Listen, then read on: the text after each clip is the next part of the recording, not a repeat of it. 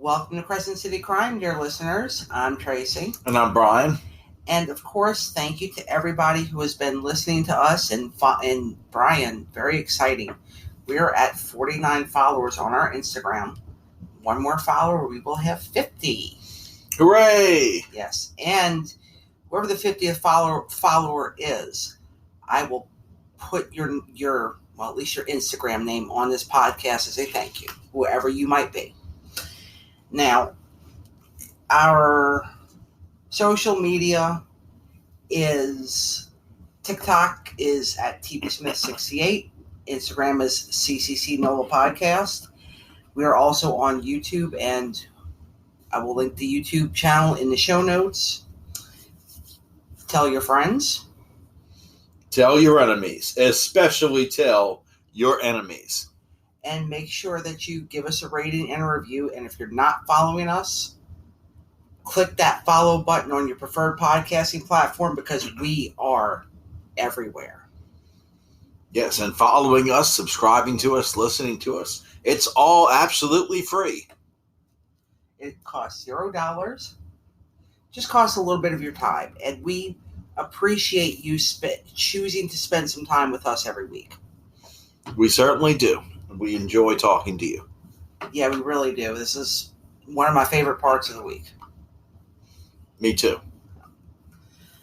All right. So last week we left the Oswald family as they came back to America from Russia, where Lee Harvey Oswald had decided that he was bored with life in the Soviet Union, and he expected publicity upon his return to America, but that did not exactly happen. Well, I mean, he wasn't considered newsworthy, possibly because he was an embarrassment in the first place, a disgrace to the Marine Corps. He's what the Marine Corps would unofficially call a shitbird. All right. Well, the shitbird and his family settled in the Dallas-Fort Worth area to be near Lee Harvey Oswald's family. Lee started writing a manuscript on Soviet life, but nothing ever came of that. And the Oswalds also became acquainted with anti-communist Russian and East European immigrants in the area. So these were people who did not share Lee Harvey Oswald's views on communism. These are people who left communism. Yeah. Those who had fled from Stalin's gulags. And, well, maybe they didn't escape the gulags, but these people were living in Russia at a time that was happening. Yeah. Okay? Yeah. Just for context, and Stalin was a horrible man. In fact, it's estimated that about 60 million people were killed under his tenure. Yeah, keep in mind that's his tenure started before World War II. Yeah, so he was in there for a long time, and well, these are the people that Lee Harvey Oswald and his family were around, which probably only served to make Lee feel more isolated. He had nobody to share political commentary and conversation with. Boo-hoo. Now, those people also became friends with Lee Harvey Oswald's wife, Marina, and they liked Marina a lot more than they liked Lee. Marina was sweet. She was personable. At first, she did not speak a lot of English, but she did learn. And she was tutored by some of her friends. So this is how she learned English. And she was also, their friends thought that Lee was rude and arrogant, and they also knew that he physically abused Marina. So again, just not a nice person. Yeah, he's a typical abusive, self-centered, psychotic narcissist. Yes. And most of Marina's friends withdrew from her life when she continued to stay with Lee. And this is also, just want to point out, this is a classic abuser tactic.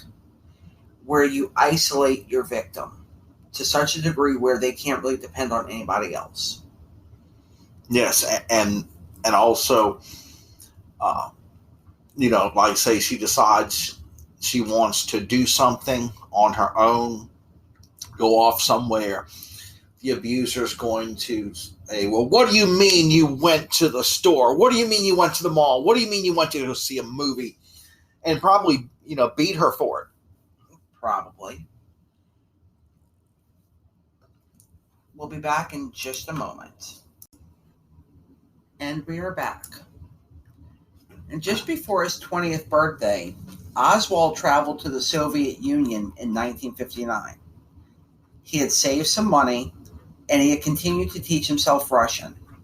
He spent some time in Fort Worth when he went to New Orleans, and from there he went to France and then the United Kingdom.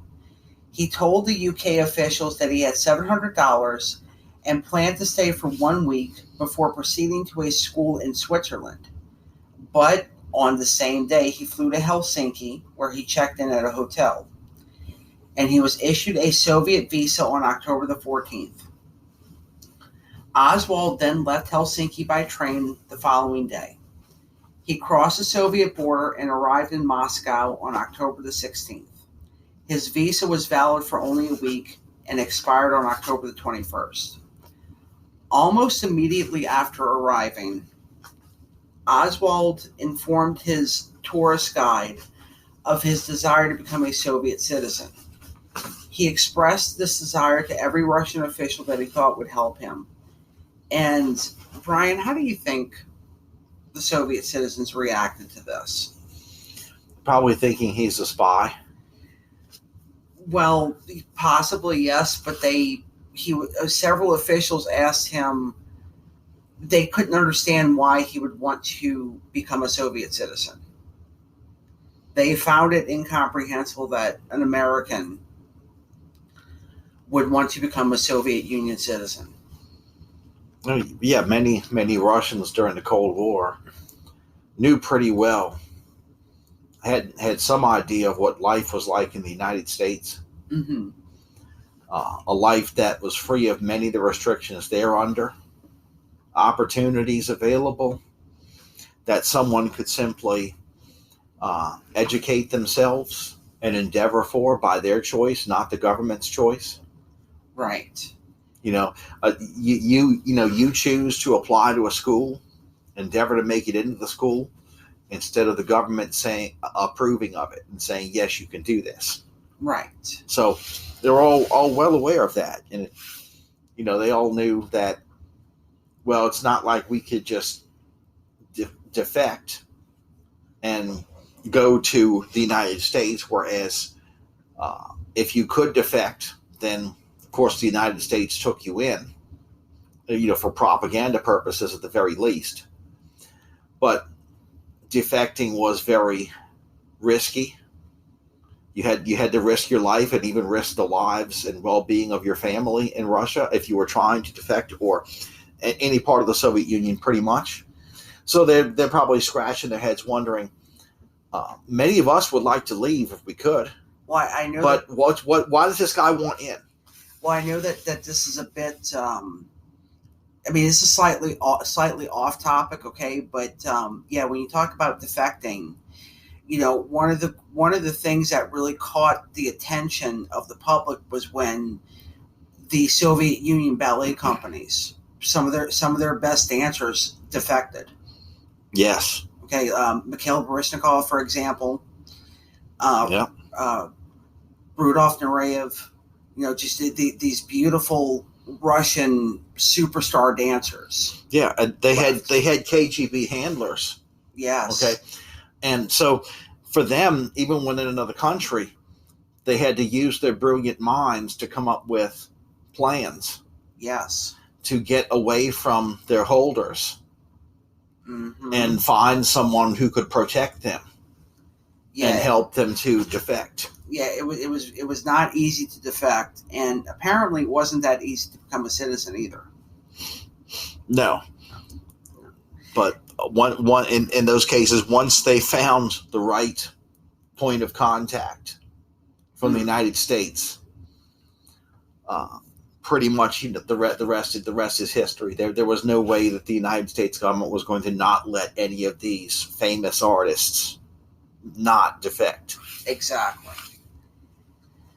On October the 21st, the day that Lee Harvey Oswald's visa was due to expire, he was told that his citizenship application had been refused and that he had to leave the Soviet Union that evening.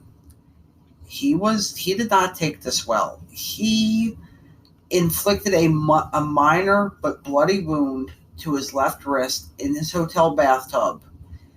This was before his tourist guide was due to arrive to collect him, to escort him from the country. Mm-hmm. And he wrote in his diary that he did this because he wanted to kill himself in a way that would shock the tourist guide. Wow, talk about a temporary crisis there. Yeah, and that's not anything. That's not anything great to aspire to doing. You're just trying to shock one person who actually doesn't have a whole lot of power. Definitely doesn't have any notoriety, really, except that dealt with Lee Harvey Oswald.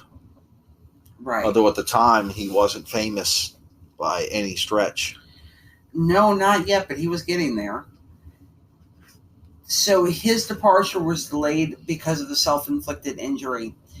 And the Soviets kept him in a Moscow hospital under psychiatric observation for a week until October the 28th, 1959. During that time, he met with 4 more Soviet officials who asked if he wanted to return to the United States. He replied by insisting that he wanted to live in the Soviet Union as a Soviet national.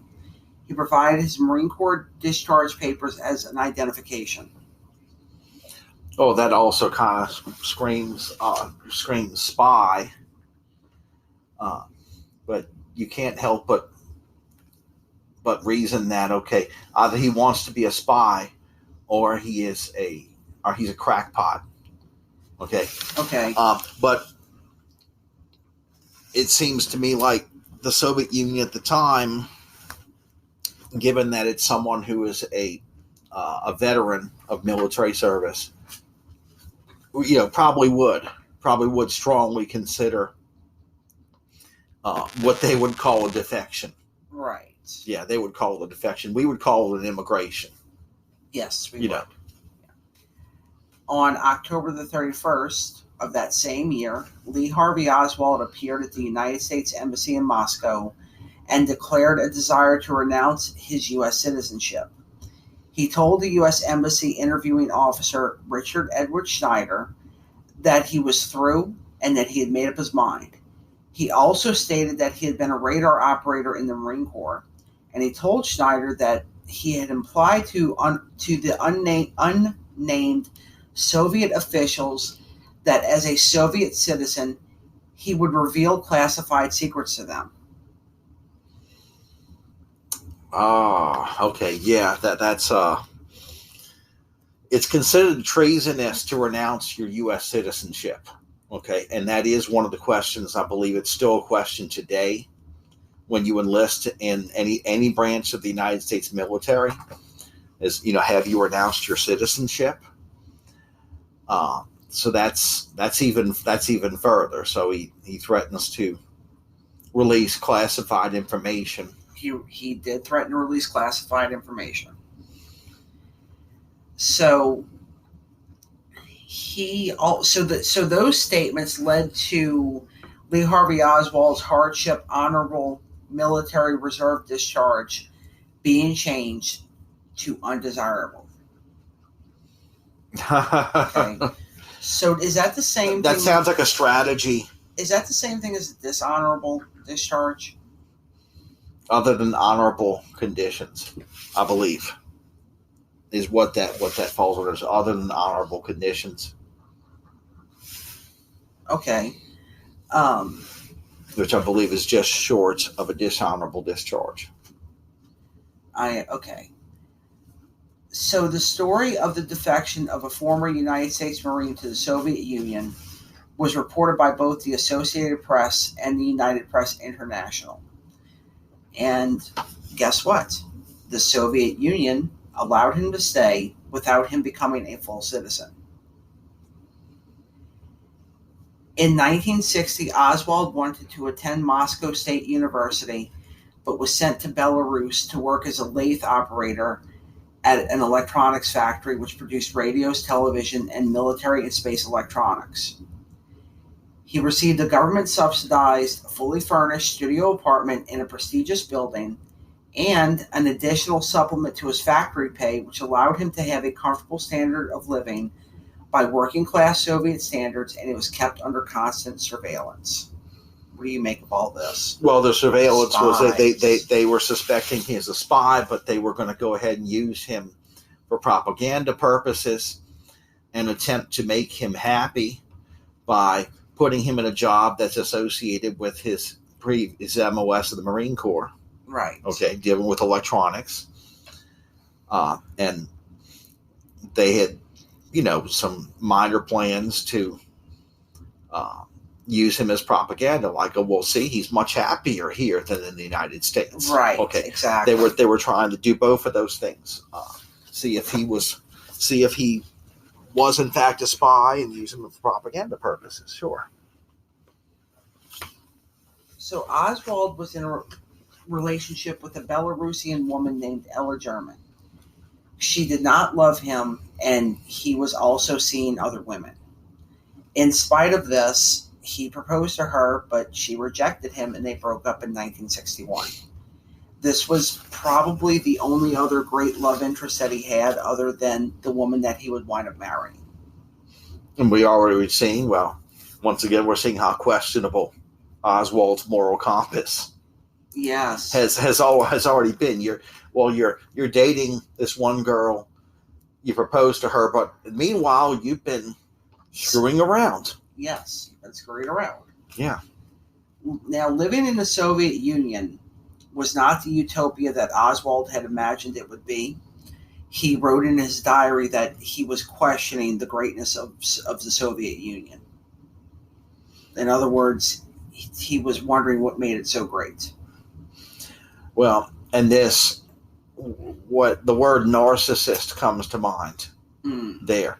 Because in reality, he wasn't being treated as special as he wanted to be treated. Although in the eyes of the Soviets, they were treating him special because he was getting more privileges than the ordinary citizen. Yes, he was. And, giving him a place to live and everything. And gave him supplemental income on top of it. Yes, and he didn't have to pay rent. And he got a decent job.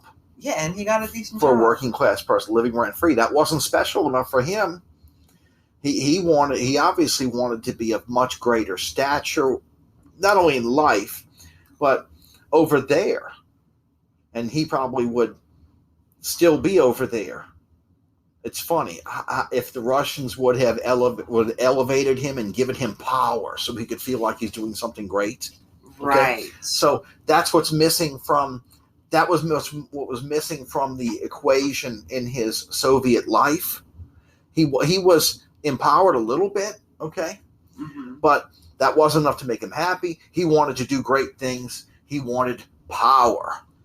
Right. Okay. He probably really wanted to be in the KGB. But the KGB probably wouldn't have had him. Or maybe they would have. Maybe. Well, apparently the Soviets did not see in him what he wanted them to see in him. I mean, and let's get realistic, okay? You can't instantly gain favor. Or that time, yes, you could not instantly gain favor with the Soviet Communist Party as an outsider. Right. Yeah. Okay. Yeah. There's always been nepotism involved. Okay, and he wasn't even born on that side of the world. No, he wasn't. Let alone being Eastern Slav or Russian. Okay, so that's another thing. He wasn't Russian. That's very true. You see, so it was not going to happen. Now, on top of all of this, okay, of his narcissism, and this is something that I agree with him on, it was actually boring living over there because there was no nightlife. There weren't really movie theaters, nightclubs, social outlets to spend his time and money at outside of work. Yeah, he was in Belarus. He was in Belarus. So a little far away from St. Petersburg or Moscow, where you did have these restaurants and movie theaters, and nice cultural, right. Nice cultural centers. Okay, like if you want live performances, ballets, ballet, whatnot. Yeah, symphony. Yes, art museums. Yeah. In 1961, he wrote to the Embassy of the United States. Moscow requested the return of his American passport and proposed to return to the United States if any charges against him would be dropped. So he was trying to get back to America. Okay? Yeah, we should have let Russia keep Oswald. Or should I say, let the Soviet Union keep Oswald? Well, we should not have let him back. I mean, really. I mean, he can't get through a career in the Marine Corps without getting out of trouble. He's not honorably discharged. The shenanigans he got into in the Marine Corps would have put you in Leavenworth these days. Okay. Just by comparison, renounces his citizenship, talks about how great the communist Soviets are. Moves over there. Well, we should have let him stay over there. Right. Yeah. So, throughout all this, he met his wife, and it was 19-year-old Marina Prusakova in early 1961. Probably one of the women that he was messing around with when he was dating Ella German. Okay. Very likely, yeah. Take what you can get at that point, because the woman he was really interested in saw him for who he was. Yeah, well, he did wind up having a baby with Marina, and this was baby June. And she was born in February of 1962, and they married a few weeks later. On May the 24th of 1962, Oswald and Marina applied at the United States Embassy in Moscow for documents that enabled her to immigrate to the United States. And on June the 1st, the United States Embassy gave Lee Harvey Oswald a repatriation loan of $435.71. Huh. Yeah, so all that, okay, living rent-free, having a supplemental income, lives in the Soviet Union for a while. Then he goes back to America with his family, and he gets money from the government to come back.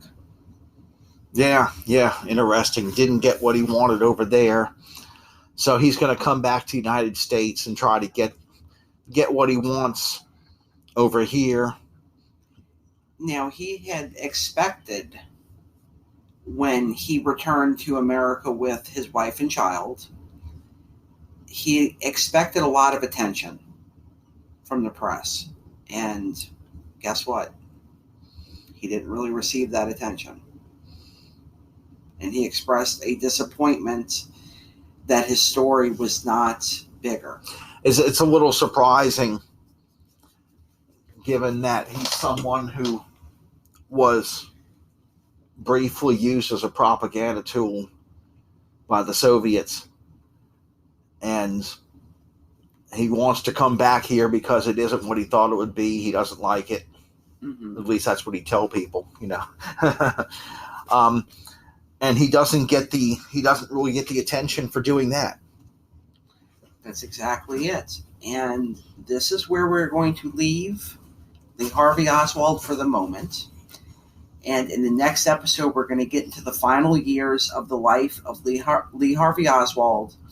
And in the episode after that, we are going to discuss the crime that he may or may not have committed. That either way, it cemented him as one of the most notorious names in American history. Yes. And one reason why he's so notorious is because, truth be told, he was always a dangerous and misguided individual. Yes. I mean, you put them. Lots of people are dangerous. Okay. Sure. But they're not misguided. Okay. But you put misguided and dangerous together, it's a terrible recipe. It is. It's a bad batch. Yeah, definitely a bad batch. You know, whether you consider him, whether you think he really committed the assassination or not. To put it bluntly, this guy was up to no good for a very long time. He was up to no good for a very long time, and you know, his life, like I said, his life is so well documented. I mean, there are just so many. There's so many good sources that you can pull from to read about, you know, his early life, his schooling, his Marine Corps history, everything. And of course, it's only looking at it in retrospect that it all kind of comes together. You don't really see it when you're like, if you knew him, right? Or you were part of his life somehow. You didn't really see what could have been coming.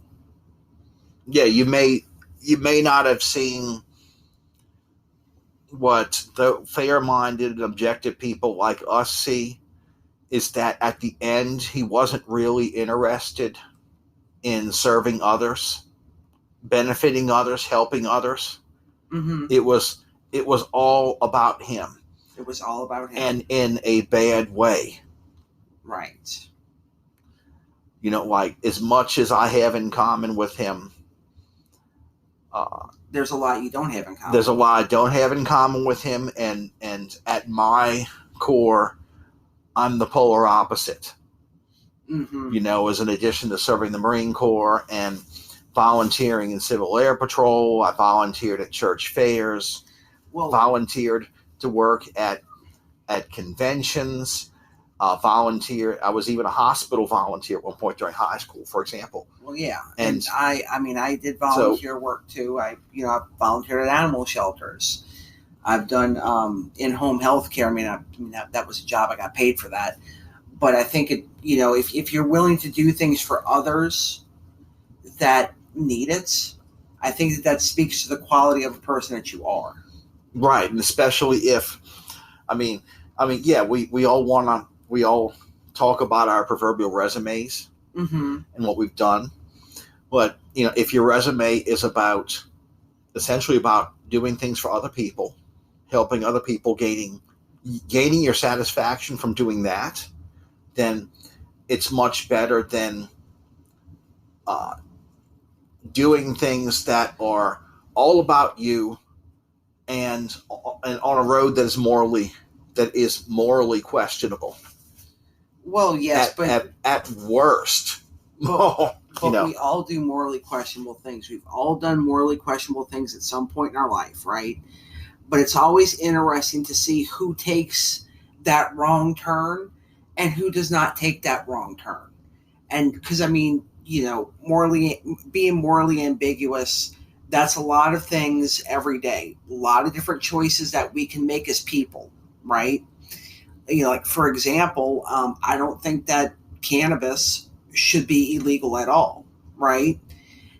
But if you live in a place where it is not legal and you use it, okay, that could be considered morally ambiguous.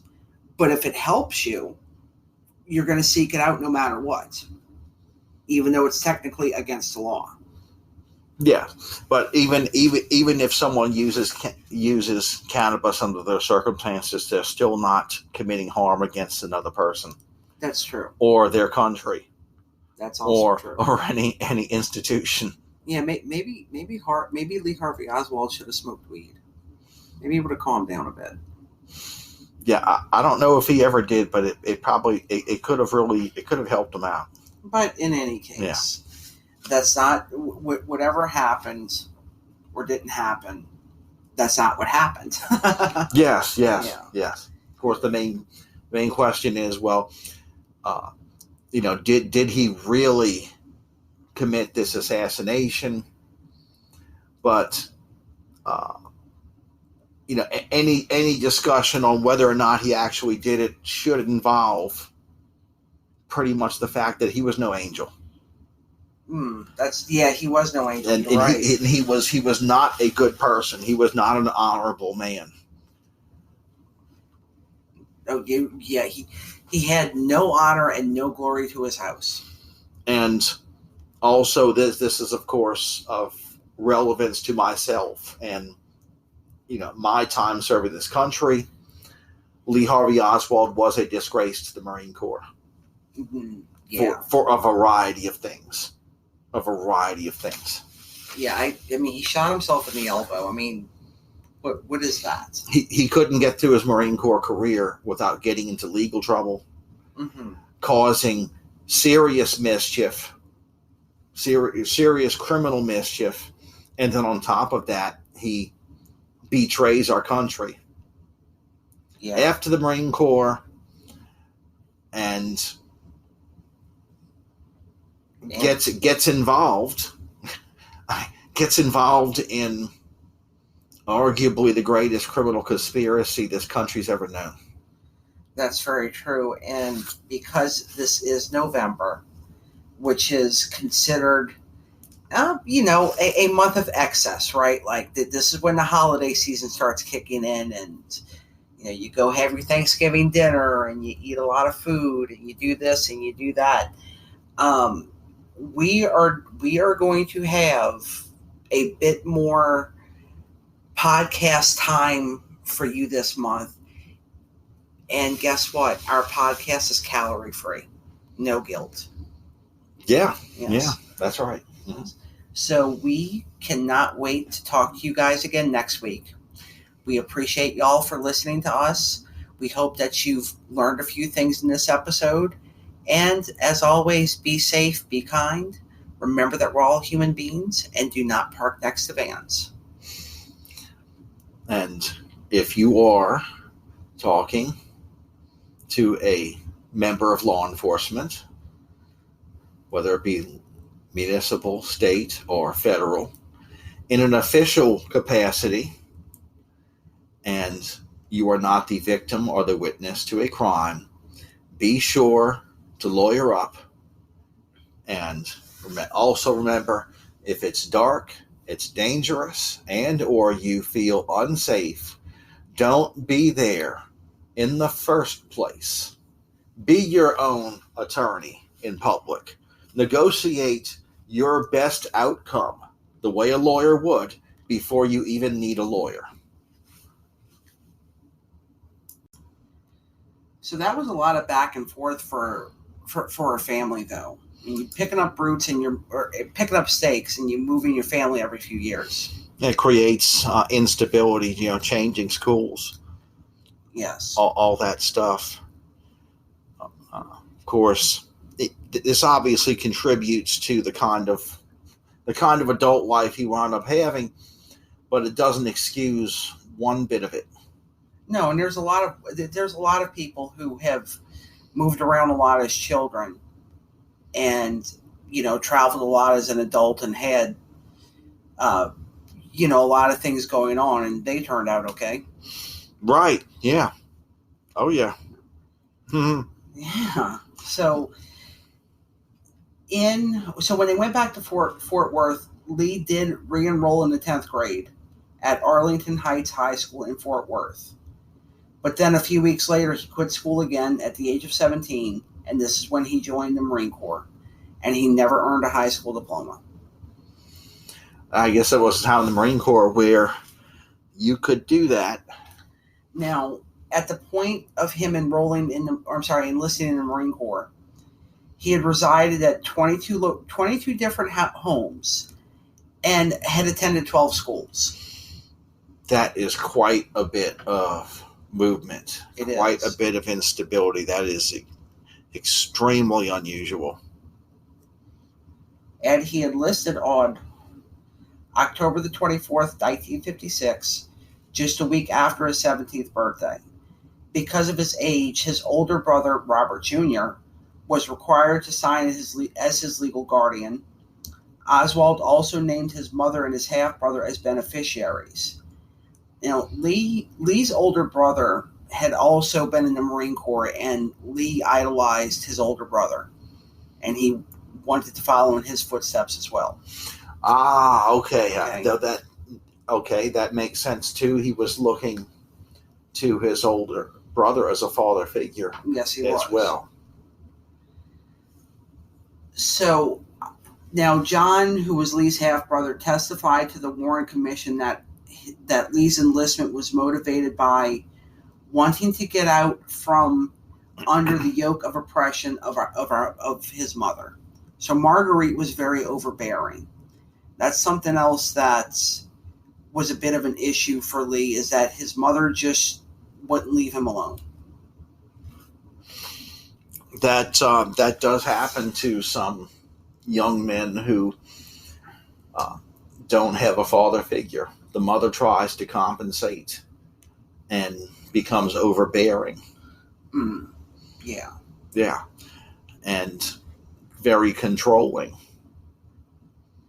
Right. Now, his primary training, as you mentioned earlier, was radar operation, and this required a security clearance. A May 1967 document stated that he was granted final clearance to handle classified matter up to and including confidential after careful check of local records had disclosed no derogatory data. Yes, and that's important to remember. Two things about a security clearance.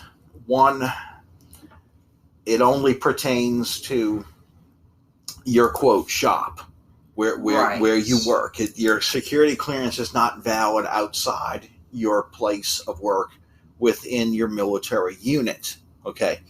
The other thing to remember about a security clearance is, in essence, it is a leash. It means the government knows a lot about you.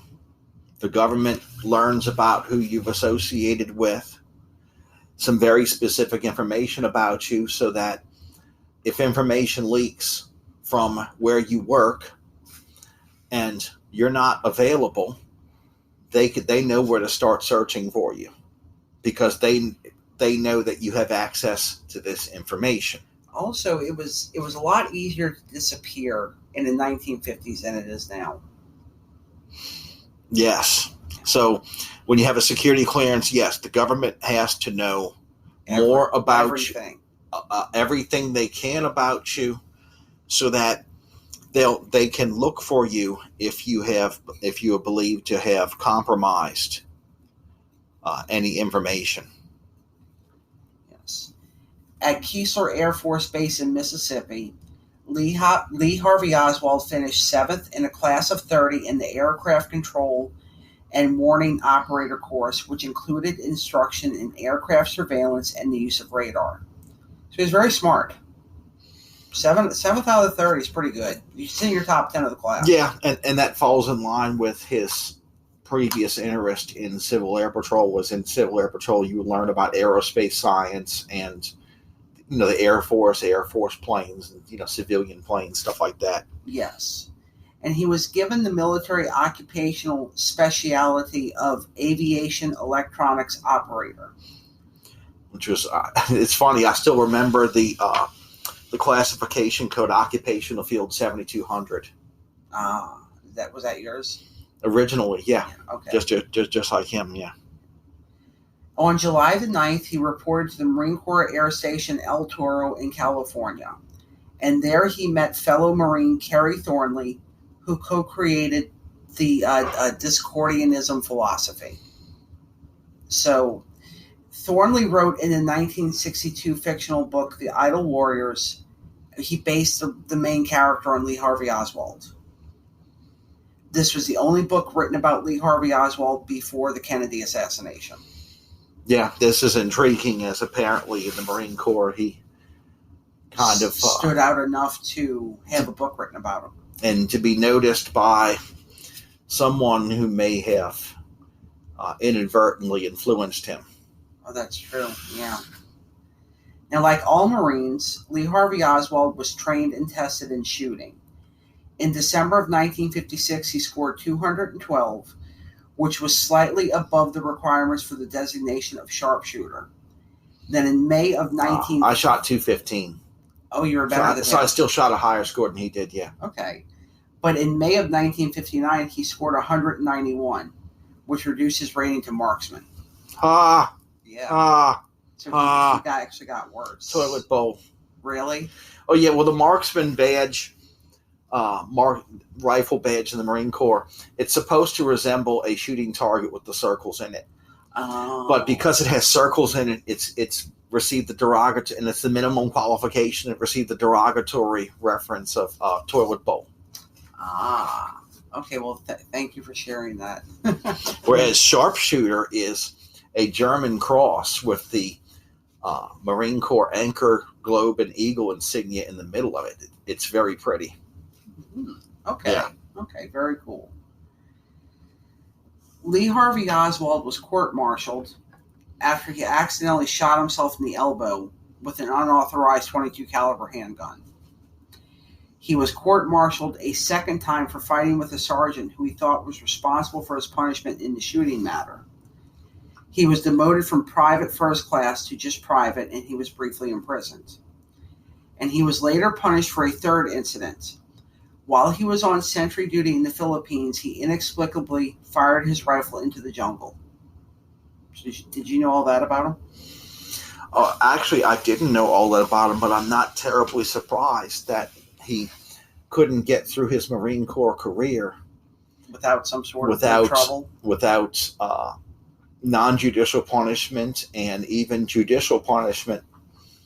I mean, when you're tried by court-martial, that's the official phrase is tried by court-martial, although the common terminology is just court-martial. Is court-martialed, okay. Right. You know, if you're not, it's a military trial, and chances are your judge is going to hold the rank of either a colonel or a general. Okay. So it's a big deal. It's a criminal trial. It's a felony criminal trial that takes place, in this case, in the Marine Corps or in military. So, and some of that stuff, like fighting with his NCO, well, he was if it was handled by court-martial, that's pretty unlucky. Yeah. Normally that would be handled non-judicial punishment, Article 15, ordinarily, which is a misdemeanor proceeding in the military, of course. So apparently he couldn't stay out of trouble even in the Marine Corps. You know, those are all bad signs right there. You know, I've never even been threatened with a court-martial. Right. And the article, that's a story for another time. The Article 15 hearing I was subjected to was a prank by the drill instructors in boot camp, because when I was accused of doing what would ordinarily not be handled by Article 15, you know. Okay. Well, we'll save that story for another episode. Yeah. Okay. So slightly built, Lee Harvey Oswald had a slight build, and he was nicknamed Ozzy Rabbit after a cartoon character. He was also called Oswaldikovich because he espoused pro-Soviet sentiments. Yeah, that's another spot where I kind of disagreed with him there. Yes. Yeah. And you know, come to think of it, I'm willing to bet that his fellow cadets in Civil Air Patrol, if he'd even said anything about that, probably didn't really care much for it. Well, yes, except that it almost came in handy for him, because while he was in the Marines, he taught himself rudimentary Russian. Then on February the 25th of 1959, he was invited to take a Marine proficiency exam in written and spoken Russian. His level at the time was rated poor in understanding spoken Russian, but he was proficient in reading and writing Russian. So it was possible he was being considered for intelligence. Possibly so, yeah. Yeah, so he already had a security clearance and he was studying Russian. And that would be, like when I was in the Marine Corps, I remember it was encouraged. Right. It was encouraged lightly. Anyone who wanted to learn Russian to learn it. Mm-hmm. You know, under the basis of knowing your enemy. And now what I did do was I did study Russian weapons and planes, equipment. Their tanks. Learned everything I could learn about that stuff. Okay, but that's under the pretext of knowing your enemy. Considering what's been going on in Ukraine lately, we're all getting kind of an education in Soviet era Russian tanks and weaponry, aren't we? Yes, an education in some of the modern stuff, and because they're having to throw in everything but the kitchen sink, the Russians, that is. Some of the older stuff that I was more familiar with, but is pretty obsolete by today's standards. But they're still using it. But anyway, on September the 11th of 1959, he received a hardship discharge from active service, claiming his mother needed care, and he was placed in the United States Marine Corps Reserve. Well, I would place it under the category of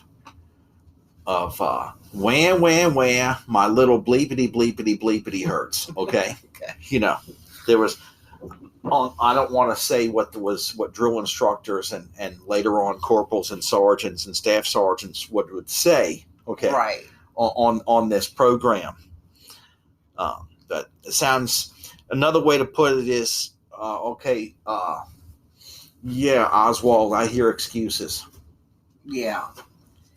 And all this, and he was only 20 years old.